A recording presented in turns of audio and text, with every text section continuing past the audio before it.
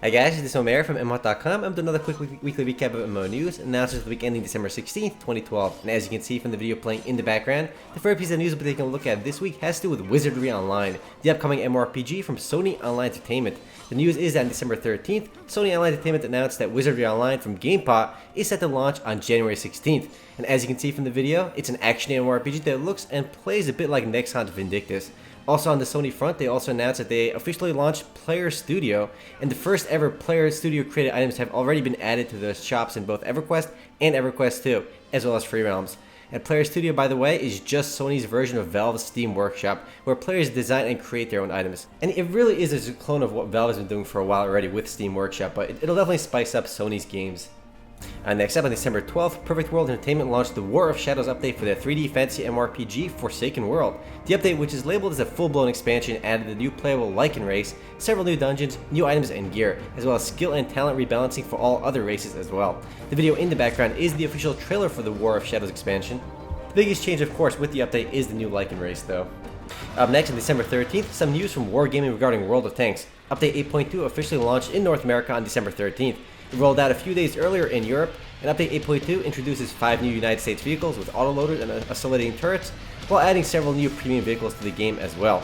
Rendering and lighting have also been further overhauled to improve the game's visuals, and the previously announced Chinese tanks which were set to launch with 8.2 have been delayed until the next update. Not exactly a huge update, but World of Tanks is surprisingly popular, especially in Europe and China.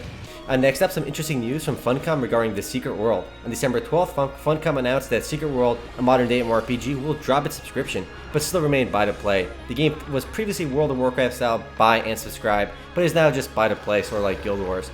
The game was and is quite ambitious, but since launching as a pay-to-play game, the Secret World never really managed to gain much traction.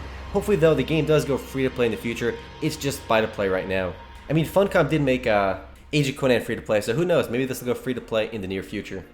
Up next, an update from Transformers Universe. On December 12th, Jagex is relaunching the Transformers Universe website, which although isn't big news by itself, it does signal that the game is making some progress towards release.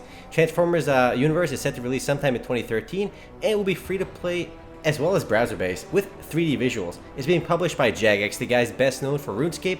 Still no official release date on the game yet, though. The next and last bit of news is on December 13th. Outspark officially launched the Thief class in Darkblood, their 2D Dungeon Fighter Online-esque action MMORPG. And the Thief class brings dozens of new skills, weapons, armor, and looks to the game. The update was announced last week, but finally rolled out on the 13th. The two Thief subclasses, the Assassin and the Outrider, are both set to launch on the 21st. Well, that's it for MMO news, but as for games coming soon, we have only one game to look at, and that's Absolute Force Online from NetDragon, which is set to launch into open beta on December 19th. And like pretty much every other game, there will be a wipe before open beta launches, but no further wipes going forward. About 10,000 players have already tried Absolute Force Online during closed beta, and that amount will definitely increase into open beta.